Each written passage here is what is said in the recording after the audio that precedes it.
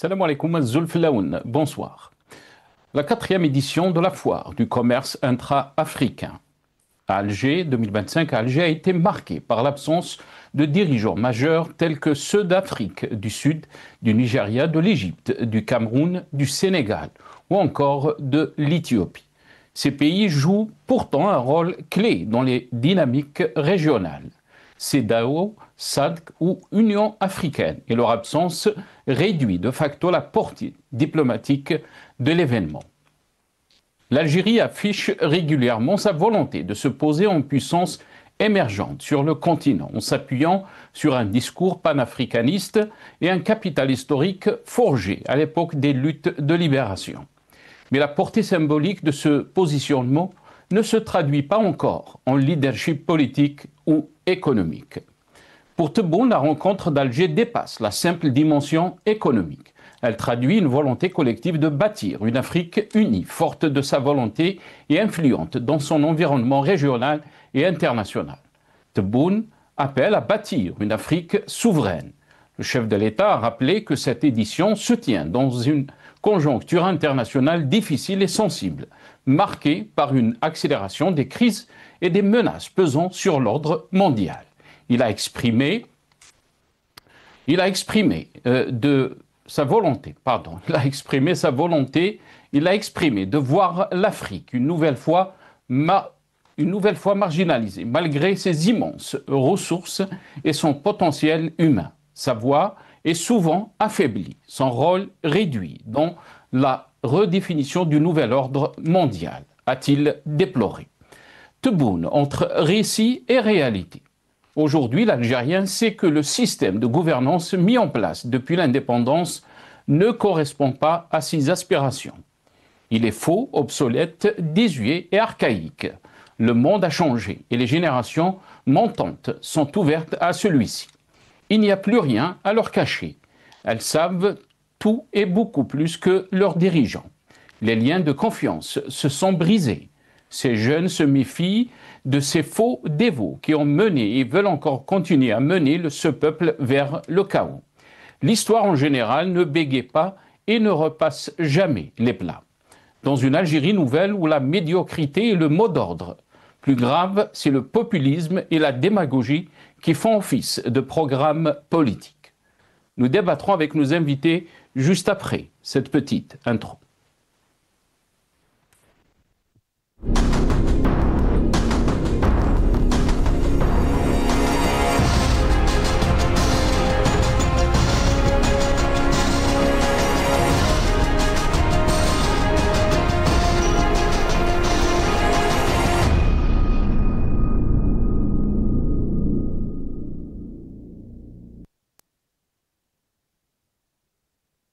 IATF 2025, Tebboune et compagnie entre populisme et gestion à court terme. C'est le titre de notre émission pour ce soir. Et pour en parler, j'ai le plaisir d'accueillir dans cette émission M. Adel Khalef, consultant international en télécom, bancaire et économie. Il est avec nous depuis Londres via Skype.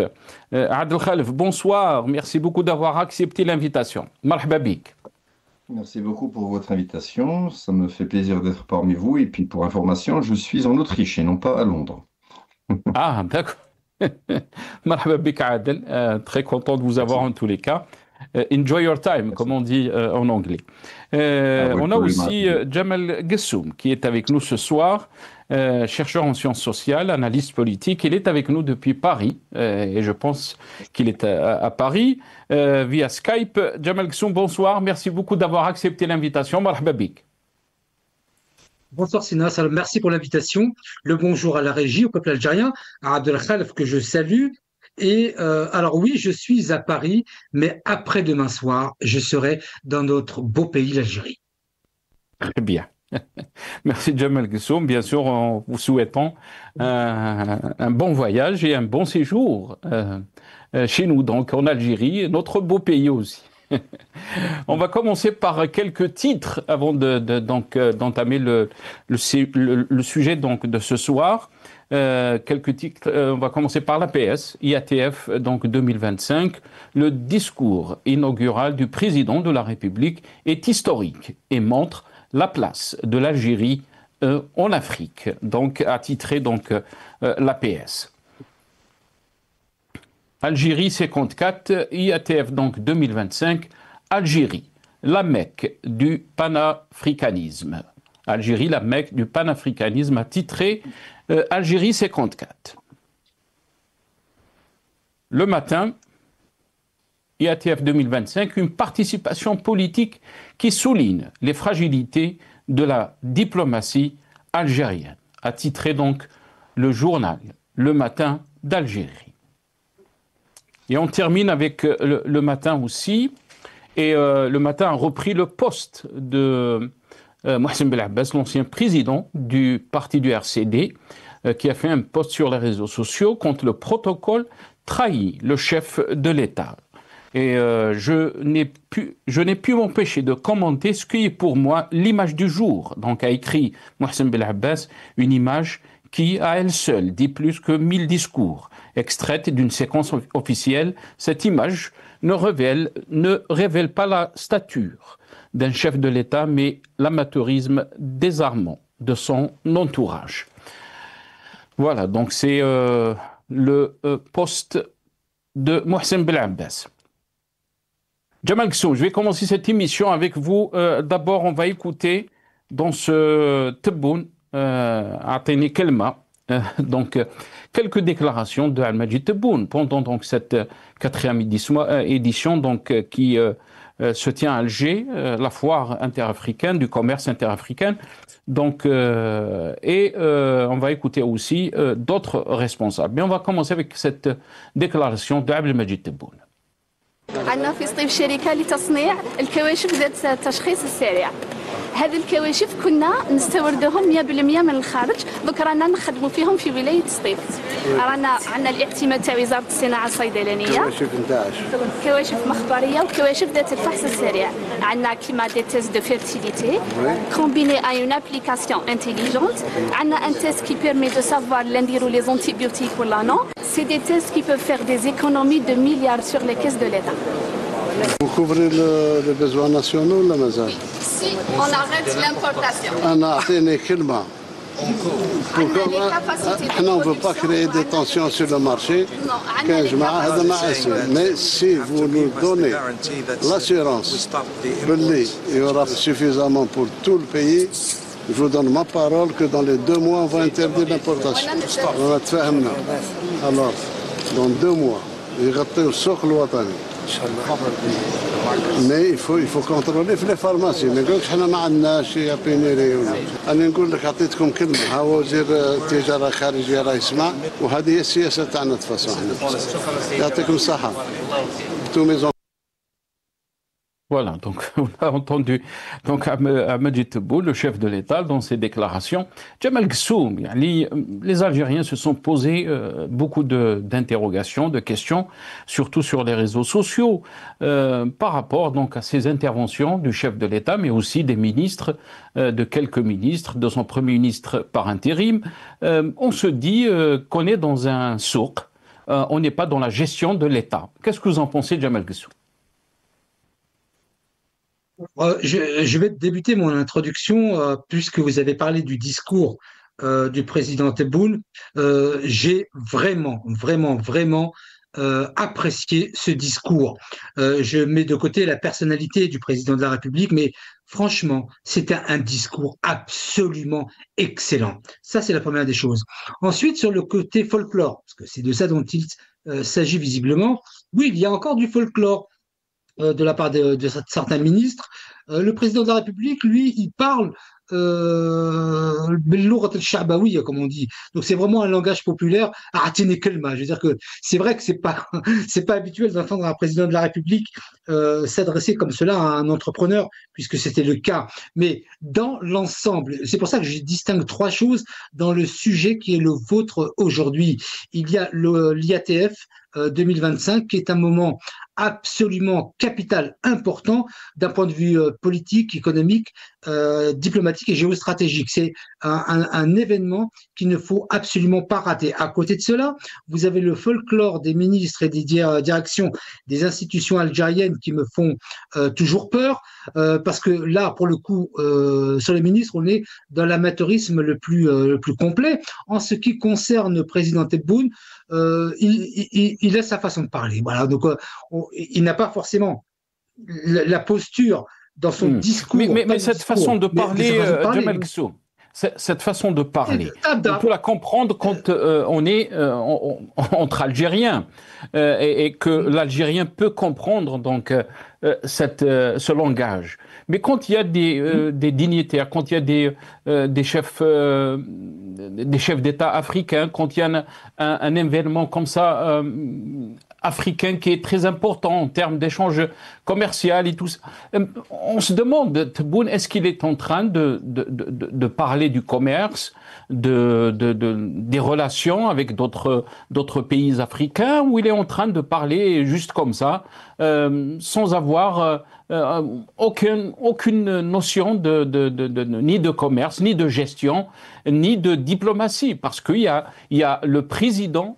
qui est donc président de cet organisme, qui organise donc cette foire interafricaine, et il entend Majid Tebboune qui dit qu'on va arrêter l'importation. Est-ce que pour vous, c'est pas un peu choquant quand on dit on arrête l'importation au lieu de dire on est là, on est prêt à exporter si il y a l'autosuffisance donc en termes de production nationale. Il a parlé bien sûr de ces tests médicaux, mais la question se pose, est-ce que vraiment on est à la hauteur des défis qui sont en train donc à faire face à notre pays?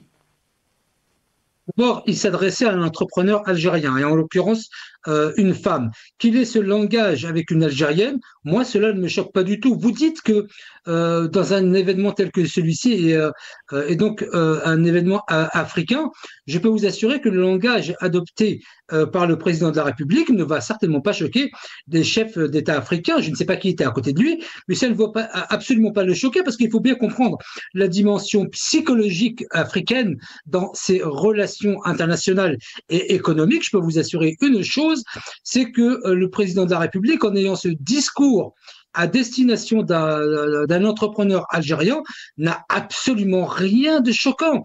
S'il avait été en présence du président allemand, de la première dame italienne, etc., oui, je peux comprendre que là, il y a une espèce de dichotomie entre le langage interne et le langage extérieur. Mais là, nous sommes, je dirais, entre familles africaines, et je peux vous assurer que ce n'est absolument pas choquant, et je dirais même plus que cela.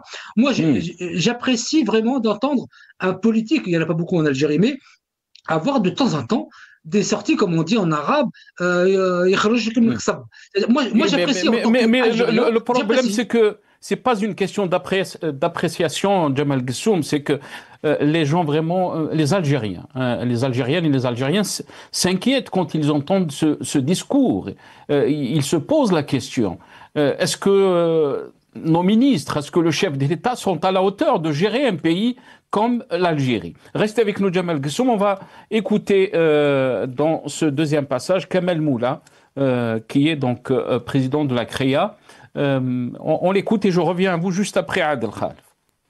اليوم رانا نشوفوا انه هو يعني اللب الموضوع تاع لي جورني هذوما اللي نداروا هذوما انه تكون فيه اتفاقيات. اليوم راكم شفتوا الحمد لله نشكر يعني كل جهود تاع المتعاملين الاقتصاديين اليوم تاع الجروب السويدي اللي يعني الحق انه فيه عقد تمضى لتصدير بقيمه 100 مليون دولار، وان شاء الله حيكون يعني عقود اخرى من العشرة ان شاء الله. وحنا فيه مرافقه للمتعاملين الاقتصاديين باش تكون فيه يعني اتفاقيات، باش تكون فيه لقاءات بين المتعاملين الاقتصاديين الجزائريين وافريقيين. حنا شفنا باللي اليوم المؤسسات الإفريقية يعني في المعرض يعني شفت مهتمة بالمنتوج الجزائري، لأنه المنتوج الجزائري يعني مطابق يعني عينات والمعايير العالمية، ولكن خاصة nous sommes compétitifs، يعني حنايا المنتوج الجزائري يعني بجودة عالية ولكن بسعر متنافس. Voilà, Kamal Moula, donc, dans ses déclarations, Had El-Khalef, quand on entend Kamal Moula parler ou avancer un chiffre de 100 millions de dollars donc d'exportation, un chiffre qui ne représente rien par rapport à la taille d'un pays comme l'Algérie, mais aussi la question que beaucoup d'observateurs se sont posés, c'est que il n'y a pas beaucoup de chefs d'État ou de premiers ministres qui se sont dépêchés. Donc à Alger, on parle que la plupart des pays de la CEDEAO, donc la Communauté économique des États de l'Afrique de l'Ouest, sont absents. On y compte 12 pays membres, le Bénin, le Cap-Vert, la Côte d'Ivoire, la Gambie, le Ghana, la Guinée, le Guinée-Bissau, la Libéria, le Nigeria, le Sénégal, la Sierra Leone et le Togo, le Burkina Faso, le Mali, le Niger. Donc, ont annoncé leur retrait en janvier 2024. Mais aussi, Southern African Development Community, qui représente 16 membres, donc 16 pays. Est-ce que vous pensez que quand on parle que cette édition est une édition particulière et aussi Alger a montré comme étant donc la Mecque des échanges commerciaux entre les pays africains. Qu'est-ce que vous en pensez, Adel? Bon, alors je pense que arriver au point de dire la Mecque dans ce contexte-là, je pense que c'est pas très bien approprié comme terminologie, parce que bon, pour être la Mecque, il faut être, comme son nom l'indique, il faut être à la hauteur de ses paroles, il faut être à la hauteur de ses engagements. L'Algérie aujourd'hui, c'est un pays qui quand même est en train d'importer énormément. Il a besoin donc d'importer beaucoup plus que ce qu'il exporte. Vous savez, un pays qui ne produit pas est un pays qui s'appauvrit. Ça veut dire que c'est un pays qui doit donc creuser dans son budget pour donc importer les denrées alimentaires et tout ce qui est nécessaire donc pour la production locale, pour la consommation locale, pardonnez-moi. Vous savez, pour qu'un pays puisse arriver au point de réduire ses importations, parce que le fait même de dire qu'ils veulent arrêter, parce que la terminologie qui a été donc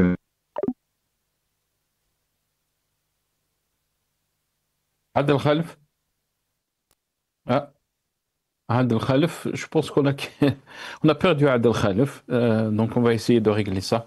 Nos amis de la régie, si c'est possible, on va aller regarder cette petite vidéo. Tebboune, donc ouvrir le port de ciment. Il a parlé donc de ciment. On écoute à Majid Tebboune. Pour le ciment, oui. Il faut qu'on choisisse un port. Vous voulez un port cimentique? Non, moi je veux un port, mais Moujoud. Oui. Moujoud, je peux faire un bras sur la mer. Chez les eaux plus profondes, il y a des silos flottants qu'on peut louer. Parce que je sais que l'exportation du ciment, c'est le fait de charger. Voilà, Majid Tebboune, donc dans cet échange où il parle donc de port pour la production du ciment. Je ne sais pas si Adel est de retour. Adel, voilà. Est-ce que vous m'entendez, Adel? Oui, je vous entends bien, on a été coupé, je ne sais pas exactement ce qui s'est passé, mais on a été coupé.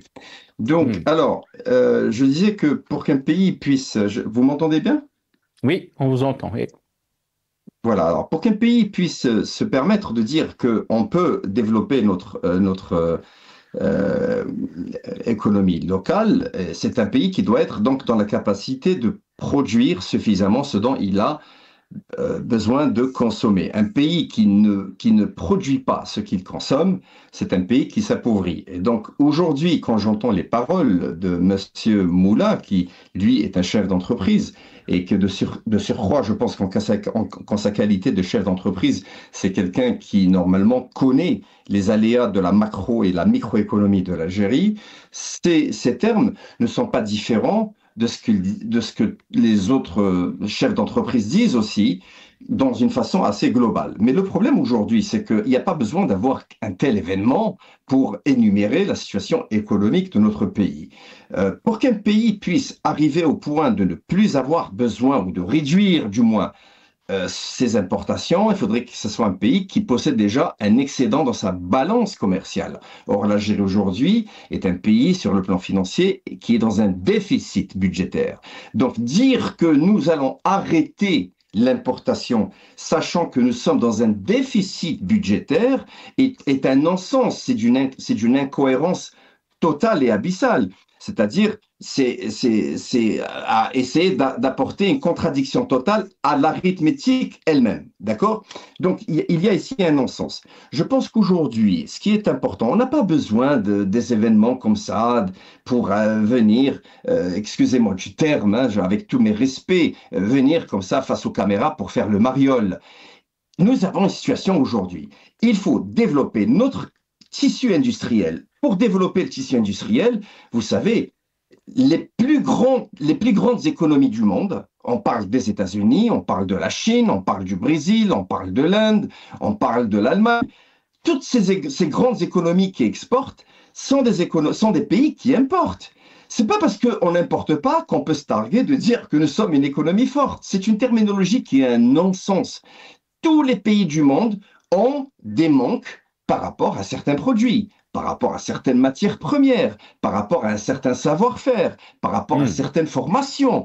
Donc, c'est pas en disant que nous allons réduire alors encore moins de dire que nous allons arrêter. Si vous dites que nous allons arrêter notre importation, ça veut dire que vous êtes autosuffisant à 100%. Vous savez, monsieur, l'économie la plus forte au monde aujourd'hui en termes d'exportation, c'est la Chine, qui est plus forte que les États-Unis. La Chine en elle-même importe pratiquement, je dirais, 40%, pratiquement presque 40% de ce qu'elle consomme à l'intérieur, hein, dans le truc domestique. Donc, ça n'a pas de sens.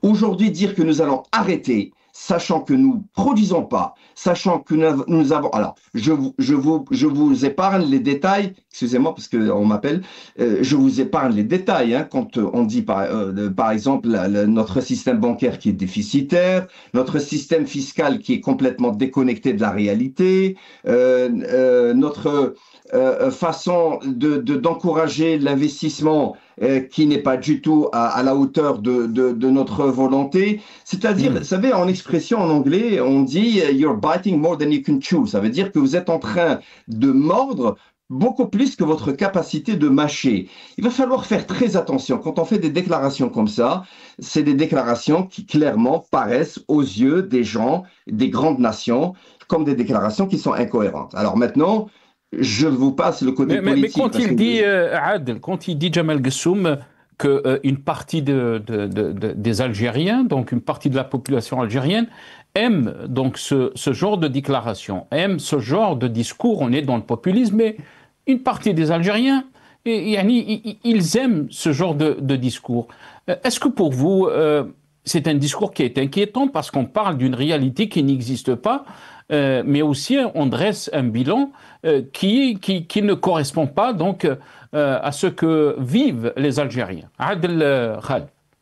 Alors, écoutez, je vais vous dire une chose, c'est très très simple. Alors, je vous explique d'une façon qui est très très simple, explicite, verbis, tout en saluant affectueusement mon très cher ami Jamel Gessoum, qui est auteur donc, ou qui est donc qui a fait part de cette déclaration. Écoutez, je vais le dire en arabe, الهضرة تاعنا. الهضرة ما تدخلش الخبز للدار, d'accord? Il faut arrêter ces histoires. Faire le beau comme ça, parler un langage populiste ou essayer de séduire la population, c'est bien que Monsieur le Président de la République, Monsieur Abdelmadjid Tebboune, veuille le faire. Il se rapproche quelque part du peuple, il parle avec un langage qui a la portée de toutes les mentalités, de toutes les capacités intellectuelles. Mais écoutez, c'est très très simple. Aujourd'hui, nous sommes dans une situation où nous devons créer de la richesse, nous devons créer de l'emploi. Quand on crée de l'emploi, on crée de la formation. Quand on crée de la formation, on crée des élites. Quand on crée des élites, on développe une continuation de notre capacité de croître ou d'accroître notre économie. Ce langage-là, aujourd'hui, n'a pas lieu d'être. Aujourd'hui, action speaks louder than words, c'est-à-dire que l'action parle plus haut que les paroles. On n'a pas besoin de paroles aujourd'hui. Aujourd'hui, on a besoin de voir de l'emploi, on a besoin de voir le développement des PME, PMI, on a besoin de voir un horizon économique qui invite les gens à venir investir. Mais excusez-moi, monsieur, quand vous faites voter une loi au Parlement de rassemblement national, ça veut dire que nous sommes exposés à quelconque type de danger ou je ne sais pas quoi. Mais vous savez, les investisseurs, les IDE ne vont pas se bousculer pour venir vers vous. Ils vont se dire, attendez, vous faites voter une loi au Parlement parce que vous pensez que vous êtes exposés à un éventuel danger. Et puis en même temps, vous nous invitez à venir.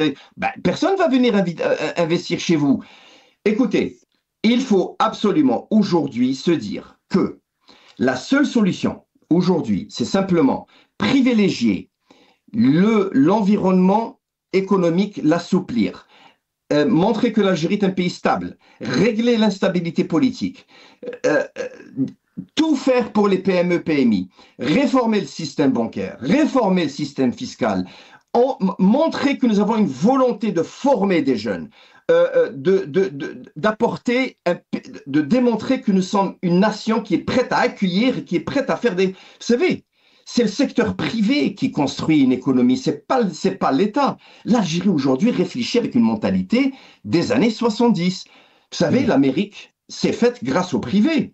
L'Amérique, il y a 150 ans, 200 ans, c'était un pays qui était inexistant économiquement. Mais c'est le privé qui a fait le pays, parce qu'il y a la superficie qui compte. Aujourd'hui, nous, les dirigeants en Algérie, ils n'ont pas conscience de la superficie de l'Algérie.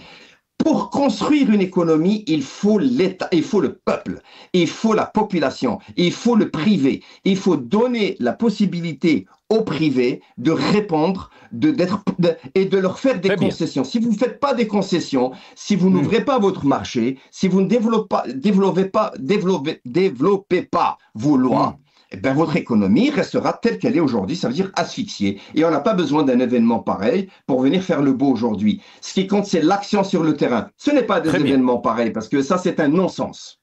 Très bien, reste avec nous Adel Khalef. Djemal Ghessoum, je pense que Adel a touché un point qui est très important, donc la superficie, mais aussi la taille de notre pays. Souvent, on parle donc d'un pays continent, Balad Qara, Allah Ibarak.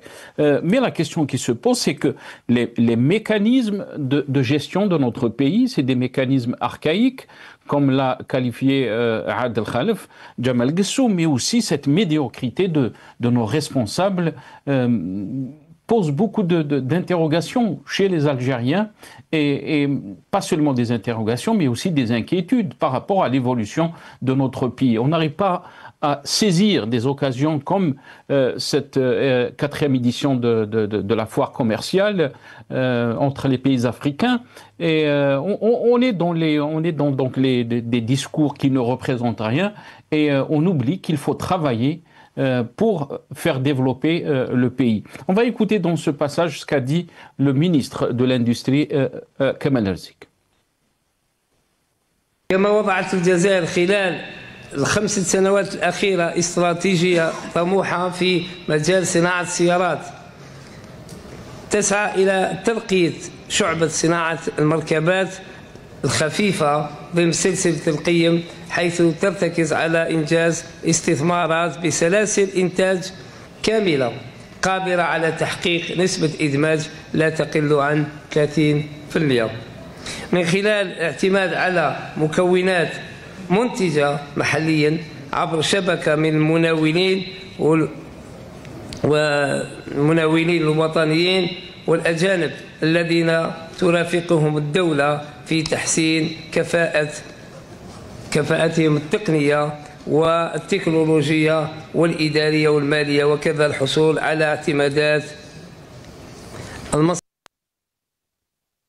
Voilà, donc commerce extérieur, pardon, j'ai dit ministre de l'Industrie.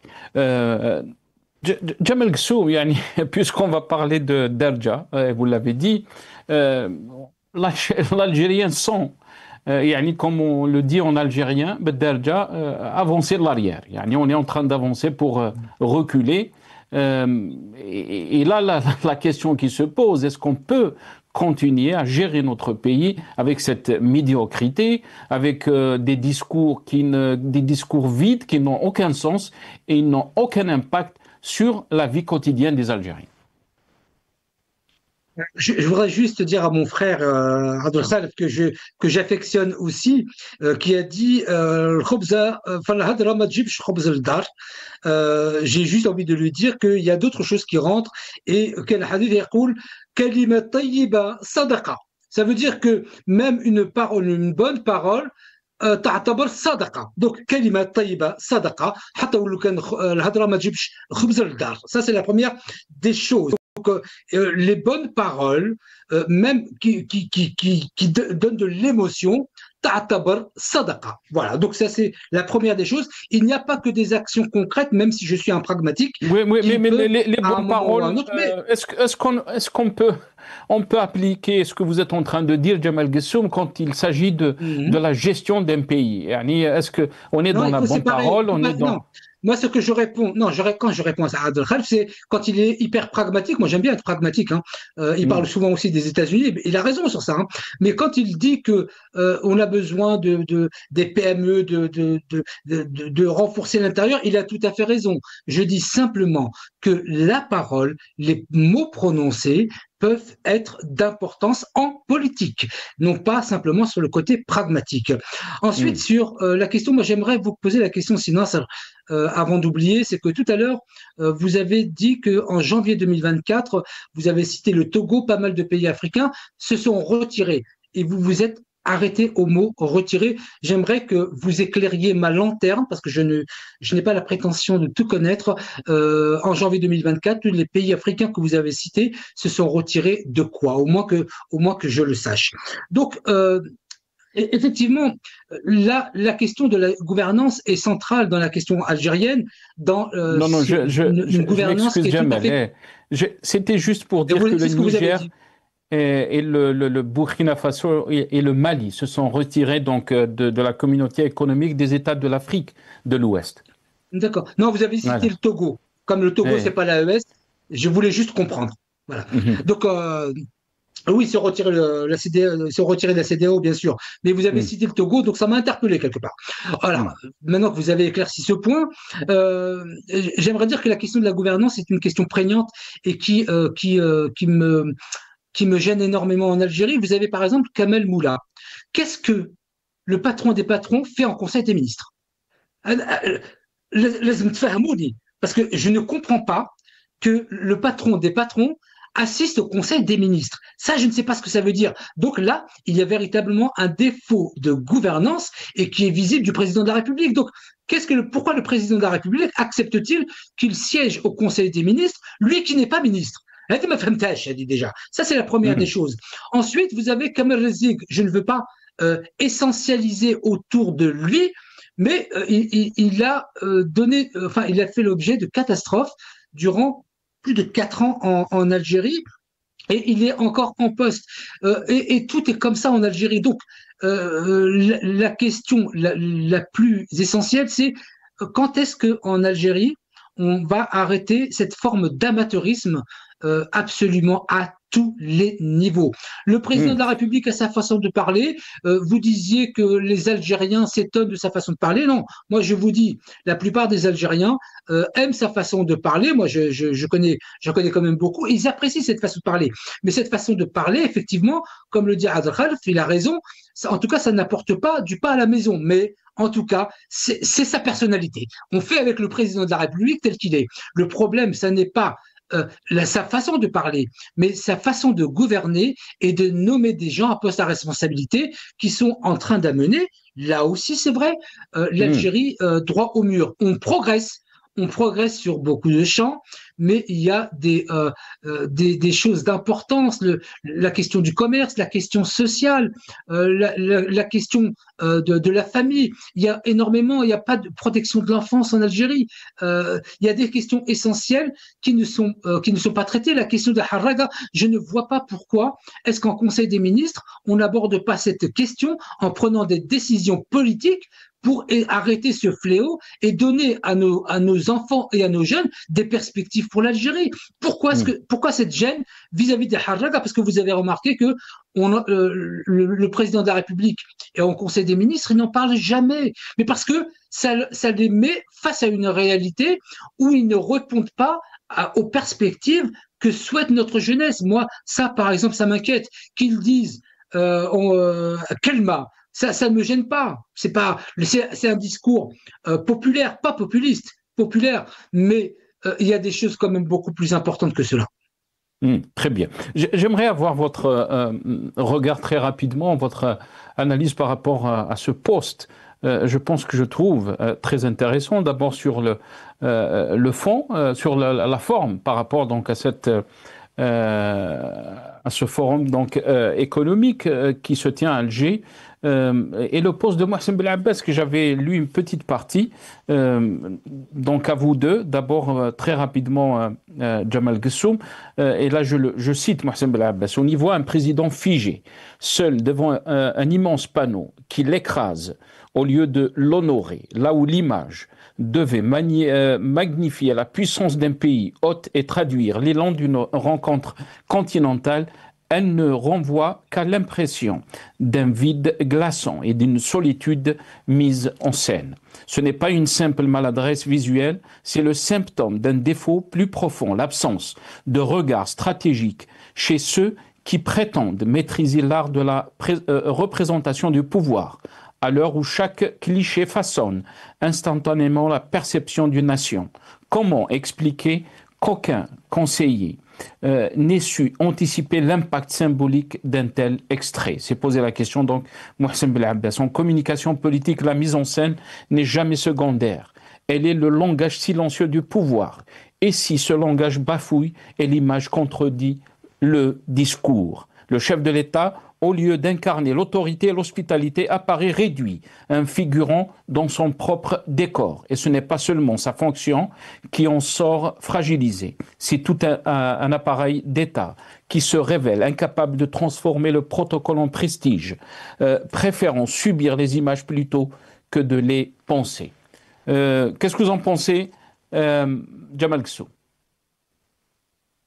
Et rapidement, je pense que c'est une erreur d'analyse, comme si le président était seul. Alors, il était seul quand il a fait le discours, il était seul après, mais au contraire d'une communication politique, ce sont les termes utilisés par M. Mohsen Belabès, au contraire d'une communication politique qui n'aurait pas de sens ou qui l'enfermerait quelque part, j'ai envie de dire que là, pour le coup, la communication politique était de dire que le président algérien est seul, dans le bon sens du terme, face ou avec la communauté africaine. Vous avez vu la salle, elle était quand même remplie. Donc, la communauté africaine, c'est beaucoup dire, Jamal Gessoum. Quand vous parlez de communauté, rappelons donc seuls quelques chefs d'État ont fait le déplacement. Mohamed Idriss Déby du Tchad, Mohamed Ould Cheikh الغزواني موريتاني, Mohamed Younes المنفي la Libye, Kais Saïd Tunisie, Ibrahim Ghali République arabe sahraoui démocratique. Où sont les autres chefs d'État africains? Quand on voit, je vous ai dit les pays qui n'étaient pas donc présents, on parle du Cameroun, l'Afrique du Sud, le Nigeria, l'Égypte, le Sénégal, l'Éthiopie. Tous ces pays étaient absents, Jamal Gessoum. D'accord. Alors, j'ai compté les pays que vous avez cités, 6. 6 sur 54. Il y a 54 pays africains. Et donc, il y aurait eu le reste automatiquement. Donc, 54 moins 6, c'est déjà pas mal. Donc, il ne faudrait pas voir le verre à moitié je vous ai cité les grands pays En Jamal tout Gsou. cas, mais vous savez, quand vous invitez quelqu'un à un mariage, vous savez, ceux qui viennent, ترحبوا بهم, et ceux qui ne viennent pas, Allah يسهل عليهم. Donc, on n'est pas là, si vous voulez, d'abord, ça n'est pas une réunion de la Ligue arabe ou quelque chose dans ce genre où c'est uniquement diplomatie et politique. Là, on est diplomatie politique, effectivement, mais il y a une grande part d'économie. Les présidents qui ne sont pas venus, pour une raison ou pour une autre, je ne chercherai d'ailleurs même pas la raison pour laquelle ils ne sont pas venus. Les gens, marhaba bihom, ou les majouch, Allah yasahal alayhom. On n'oblige Très bien. personne à venir en Algérie, c'est tout simplement. Très bien. Adel, qu'est-ce que vous en pensez, Adel, quand on parle de médiocrité, mais aussi cette gestion du pays qui inquiète au plus haut niveau, elle inquiète le peuple algérien, mais aussi l'élite algérienne, cette évolution où le mot d'ordre, si on peut dire, donc c'est cette médiocrité dans la gestion des affaires de l'État. Est-ce que vous pensez, quand on entend Tebboune faire des déclarations, dire que la rencontre d'Alger dépasse la simple dimension économique, elle traduit une volonté collective de bâtir une Afrique unie, forte de sa volonté et influente dans son environnement régional et international, alors que nous avons beaucoup de soucis avec beaucoup de pays en termes de relations diplomatiques. Adel Khalif. Mais écoutez, je ne sais pas, peut-être qu'il a dit ça dans un concept où, par exemple, nous savons tous que l'Algérie vient d'effacer la dette de plusieurs pays. Une initiative, sincèrement, que moi-même personnellement je ne comprends pas. Je ne vois pas quelle est son utilité pour le moment, sachant que aujourd'hui, pour avoir des leviers avec d'autres pays, parce que bon, c'est bien aussi de développer de bonnes relations avec des pays d'Afrique, de nos voisins, et puis d'autres pays de l'Afrique. Vous savez, l'Afrique, c'est le pays c'est le continent, pardon. L'Afrique, c'est le continent du futur. Tous les enjeux économiques du futur dans les 50 prochaines années vont graviter autour du grand marché de l'Afrique. Donc, pour faire en sorte à ce que nous puissions à ce qu'il y ait une cohérence entre ces paroles dites par le président de la République, je trouve qu'en parallèle, il n'y a pas des actions qui vont aussi dans ce sens. Comme vous l'avez bien mentionné, nous avons beaucoup de problèmes avec des pays limitrophes. Vous avez vu que le Mali, malheureusement, à ma très très grande inquiétude, c'est un pays qui a voulu torpiller un peu l'événement qui se passe actuellement à Alger en déclarant qu'ils ont l'intention de poursuivre l'Algérie au niveau de la Cour internationale. Donc on voit que c'est des actions qui sont faites exprès. Donc je trouve que la machine diplomatique, à la rigueur, dans son élan diplomatique, ne va pas complètement en coordination avec les paroles qui ont été donc dites, encore une fois, par le président de la République vis-à-vis de ces pays africains.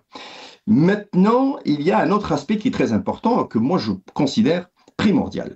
Je trouve que l'Algérie n'est pas assez présente dans des événements internationaux. Par exemple, récemment, nous avons vu que la Chine a invité beaucoup de hauts responsables par rapport au défilé militaire. Bon, écoutez, on n'a pas vu de hauts responsables algériens.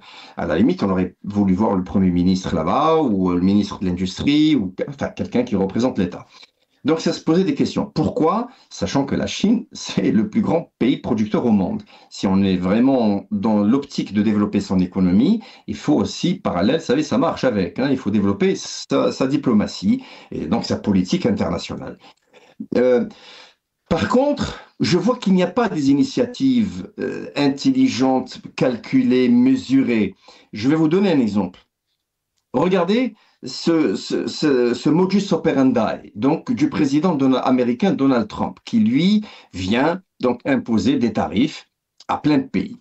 Vous savez, quand on est un bon économiste, quand on est un visionnaire, excusez-moi, je ne veux pas être méchant, mais vous me permettrez l'expression.